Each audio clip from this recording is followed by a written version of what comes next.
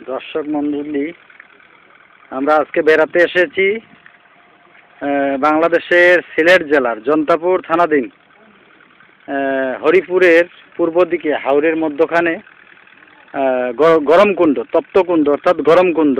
এই যে আপনারা যে কুণ্ডটা দেখছেন, এটা হলো গরমকুণ্ড। এটা পানি প্রায় 5-7 হাত 8 হাত পানির নিচে যে কাদাগুলি আছে, কাদাগুলির মধ্যে যদি আপনারা পা ডুবিয়ে রাখেন, কয়েকটি জায়গায় পা যদি ডুবিয়ে রাখেন, 1 মিনিটের উপরে যদি রাখেন, পা পুড়ে যাবার মতো অবস্থা, পানির নিচে কিন্তু। তো এটা আশ্চর্যজনক। আমরা আজকে এই গরমকুণ্ডে স্নান করতে এসেছি মধু কৃষ্ণা ত্রয়োদশী তিথিতে। আজকে হলো 20 তারিখ, মার্চ মাসের 20 তারিখ 2012 সালের। আমরা বেড়াতে এসেছি এখানে। আমরা তো বিকালবেলায় আসছি, সকালবেলায় বহু ভক্তের সমাগম হয়েছিল, স্নান করা হয়েছে অনেক লোক। তো আমরা আজকে আসছি এখানে সিলেট থেকে আসছি। এই যে গরমকুণ্ড, গরমকুণ্ড আর একটু পিছনে যে গরমকুণ্ড, এটা হলো জৈন্তাপুর থানাধীন যে হরিপুরের পূর্ব দিকে হাওরের মধ্যখানে। এটা হলো অনেক অনেক বছর আগে, প্রায় 150-200 বছর আগে এই এলাকা গভীর জঙ্গলে পরিপূর্ণ ছিল। এখানে বাঘ এবং হরিণ পর্যন্ত ছিল, মানুষ লোকজন থাকতো না। তখনকার সময়ে কয়েকজন শিকারী এই যে কুণ্ডের পাড়ে আসছিল হরিণ শিকার করতে। এসে দেখে যে এখানে তো 5-6 জন লোক, দাড়িওয়ালা, গোফওয়ালা, সন্ন্যাসীর বেশধারী লোককে দেখতে পেল। ওই শিকারীরা চিন্তা করলো, আরে এত গভীর জঙ্গলে কোথা থেকে এলো এই লোকগুলি। এই কথা বলার পর দেখে যে এখানে তো মানুষ আসার কথা না, যেখানে বাঘ আছে সেখানে তো মানুষ থাকার কথা না, আসারও কথা না। তা আসলে ওই লোকগুলি কিন্তু মানুষ না, মানুষরূপী দেবতা। তো ওই যে লোকজন, শিকারীরা যখন দেখে ফেলেছে, যার কারণে তারা আর যেতে পারে নাই। তারা বলছে, তোমরা আমাদের যখন দেখে ফেলেছো, আমরা আর এখানে আসবো না। তোমাদেরকে একটি কথা বলে যাই যে মধু কৃষ্ণা ত্রয়োদশী তিথিতে এই কুণ্ডে তোমরা স্নান করবে, তর্পণ করবে। স্নান করলে তোমাদের পাপ দূরীভূত হবে, তর্পণ করলে তোমাদের পিতৃপুরুষ উদ্ধার হবে বলেছিল। তখন থেকে এই কুণ্ডে স্নান করা হয়। আজকে সকালবেলায় অনেক ভক্তের সমাগম হয়েছে। আমরা তো অফিস করে আসছি, এখন বাজে 5টা, প্রায় 5টা, যার কারণে আমরা কোনো লোককে পাই নাই, কোনো দর্শনার্থী। এখানে মেলাও বসে। তো এই আমরা আজকে স্নান করতে এসেছি অনেক শেষ বেলায়। এই আপনারা দেখছেন, এই জায়গা দেখেন, এই জায়গায় বহু লোকের সমাগম হয়েছিল। এই হলো গরমকুণ্ড। আপনারা দেখছেন, এখানে সিঁড়িও আছে, আপনারা বেড়াতে আসতে পারেন প্রতি বছরের মধু কৃষ্ণা ত্রয়োদশী তিথিতে। মধু কৃষ্ণা ত্রয়োদশী তিথি, এই তিথিতে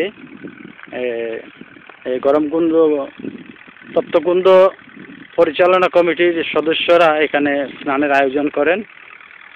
এই দেখেন, তারা আছেন, তাদের সাথে আমরা এখন কথা বলবো।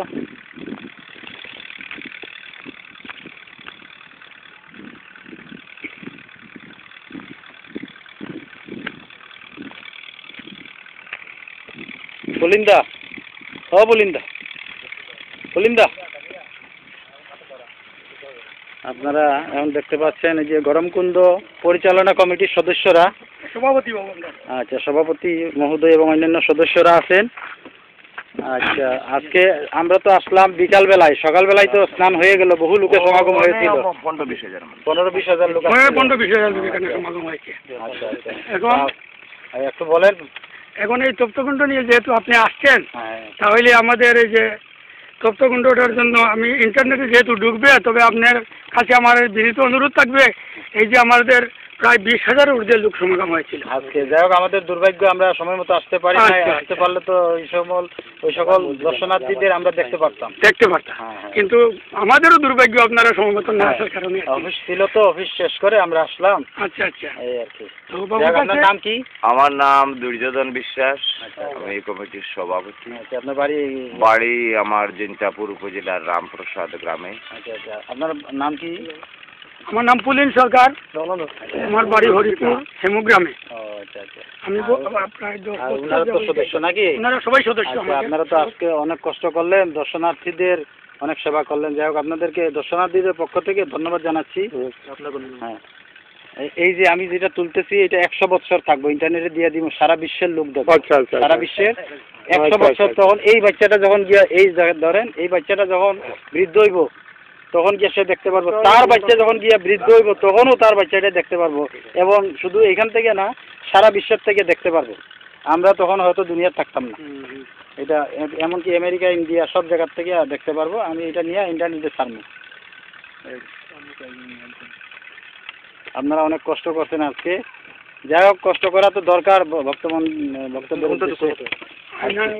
আমাদের এটা কষ্ট বড় কথা নাই, কিন্তু দর্শনার্থীদের যে আপনারা যে সেবা করতে পারলেন দিতে পারলাম না, এই জন্য আমরা আন্তরিকভাবে দুঃখিত।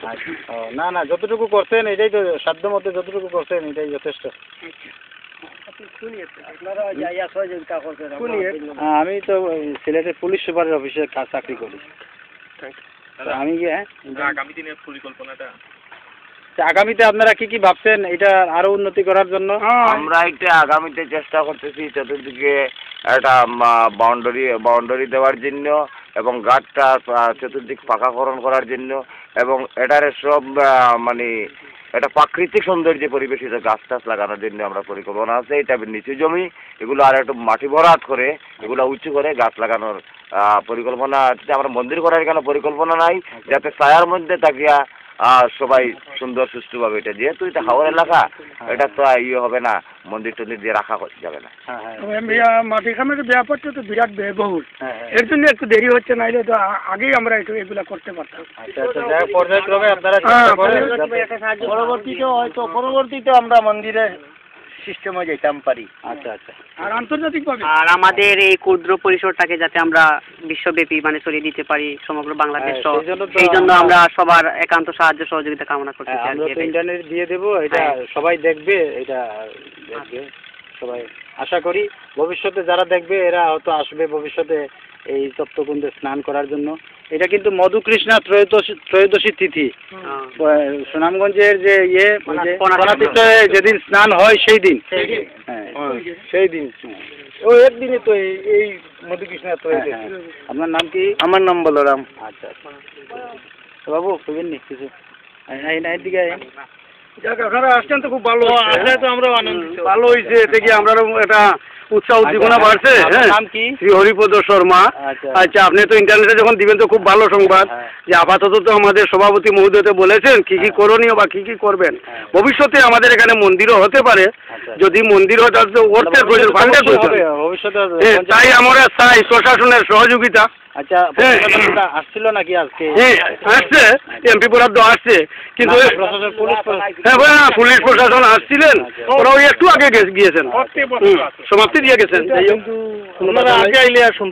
আগে আসলে ভালো হইতো, কিন্তু আমরা দর্শনার্থীদের পাইলাম না। যাই হোক, তারপরেও প্রশাসনের দিক থেকে আরো ভাবে সহযোগিতার আমাদের প্রয়োজন। দূর দূরান্তে যারা আছে তাদেরকে আমরা ইন্টারনেটের মাধ্যমে এই কুণ্ডটা দেখিয়ে দিলাম আমরা। তারাও আশা করি ভবিষ্যতে আসবেন। এখন ব্যাপারটা হয়েছে